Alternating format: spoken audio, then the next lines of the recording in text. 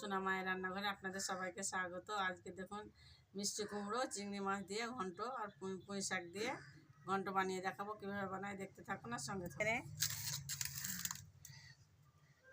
পুঁই শাক মুটমুটি নিয়েছি, আমরা কিন্তু মুটমুটি বলি, আপনারা কী নামে চিনেন বন্ধুরা অবশ্যই কমেন্ট করে জানাবেন। পুঁইয়ের পাতা নিয়েছি, মিষ্টি কুমড়ো, একটা আলু কেটে নিয়েছি বড় সাইজে, আর চিংড়ি মাছ নিয়েছি। ধুয়ে পরিষ্কার করে নিচে নিয়েছি, ধুয়ে নিয়েছি, দিয়েছি। কড়াটা বসিয়ে দেবো।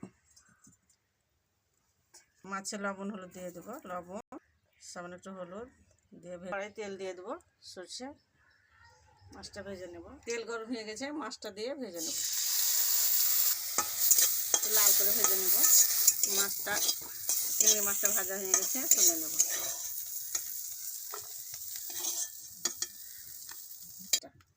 দেবো কড়াই, পাঁচফোড়ন দিয়ে দেবো, তেজপাতা ছিঁড়ে নিয়েছি দিয়ে দেবো, জিরা কাঁচা লঙ্কা, পেঁয়াজ কুচি দিয়ে দেবো। এটা একটু ভাজা ভাজা করে নিয়েছি।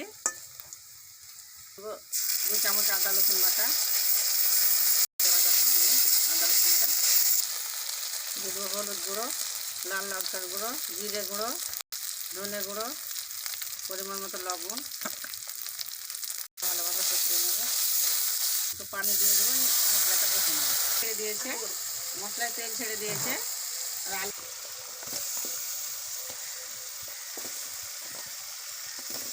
মশলার সঙ্গে একটু ভালোভাবে কষে নেব, ভাজা ভাজা করে নেবো আলুটা। তারপরে মিষ্টি কুমড়োটা দেবো, মিষ্টি কুমড়োটা দিয়ে দেবো, কষে নেব। একটু মশলার সঙ্গে কষে নিয়েছি, আর মুটমুটিটা দিয়ে দেবো। ওই 5 বেলায় দেবো। মিষ্টি কুমড়ো, আলু আর মুটমুটি দিয়ে ভাজা ভাজা করে নিয়েছি, আর পুঁইয়ের পাতাটা দিয়ে দেবো।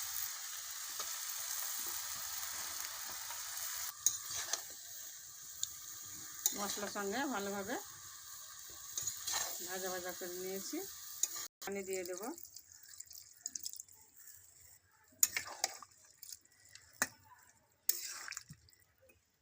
ঢাকা দিয়ে সিদ্ধ করে নেব। কাটা খুলে দেখে নেব সিদ্ধ হলো নাকি।